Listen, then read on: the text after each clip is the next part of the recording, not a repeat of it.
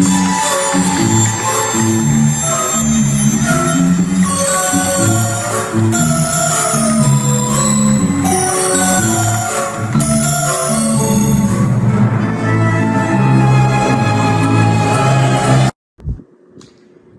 guys, welcome back to my channel. It is Imani, aka Empty Stems Cuts, and welcome to my Chucky series. This is season 1, episode 1, Death by Misadventure. And let's get right into this video. So we have Jake Wheeler, who is a 14-year-old middle school student, and he purchases this vintage good guy doll, who is Chucky, from a yard sale from this lady, who is his neighbor, with intentions of taking him apart for his personal art project that he makes from doll parts. Jake's father, Lucas, disapproves of this very later on and becomes furious during the family dinner later on, where he invites Jake's cousin Junior, Jake's aunt Bree, and Jake's uncle Logan. Junior is known as this academic high achiever and this kind of jock athlete type, and makes these snippy, wry, snide remarks about how Jake is spending too much time playing with dolls, and that he knows that Jake is gay. And with all this being said, Lucas is not having it. He knows that Jake is quote unquote not knowing who he is right now because he's such at a young teenage age that he doesn't know who he is yet. And that's what he believes. But Jake knows who he wants to be, and that's, what is kind of the conflict between Jake and Lucas, his father. Later on, Lucas then smashes Jake's doll sculpture that he was working on with a baseball bat, and basically says, "You can't bring any more dolls in this house, period." Point blank in the period. And that immediately pisses Jake off. Next thing you know, Chucky murders Jake's cat Binksy out of nowhere. I think this is off-screen kill, our first off-screen kill of the season. Later on, Jake wants to sell the vintage good guy doll, which is Chucky. He takes Chucky to school the next day to protect the doll from his father.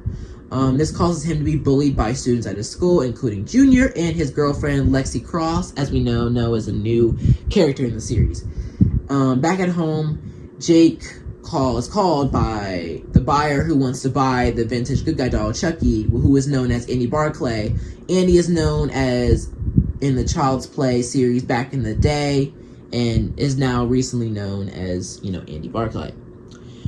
In an attempt to convince him that Chucky's possessed by the serial killer who is dead, Charles Lee Ray, Jake hangs up the phone and immediately searches up Charles Lee Ray's past. Jake's like, "Oh hell no, I'm throwing this doll away. I don't trust any of this. I'm done." However, Jake then uses Chucky for the school talent show later that night and forces him to perform an act under this ventriloquist dummy kind of performance, using the doll. And the audience does not know that it's Chucky actually speaking. Jake's not mouthing it. It's actually Chucky that's speaking. So, with that being said, during the act, Chucky publicly humiliates both Lexi and his aunt Bree, causing Jake to be suspended from the school because of that performance.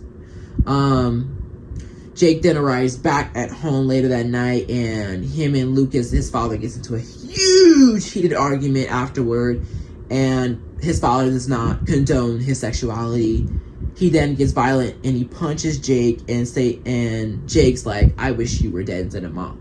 Because we know beforehand that Jake's mom is not around. She died from a car accident, which we now know now, so that's why she's not in the series. Lucas tells Jake to go to his room and don't come back down. And so, once Jake leaves to go up to his bedroom, Chucky then shuts the damn power off, forcing Lucas to go down into the basement to fix the fuse box. It is now known that Lucas knows, who drank my whiskey?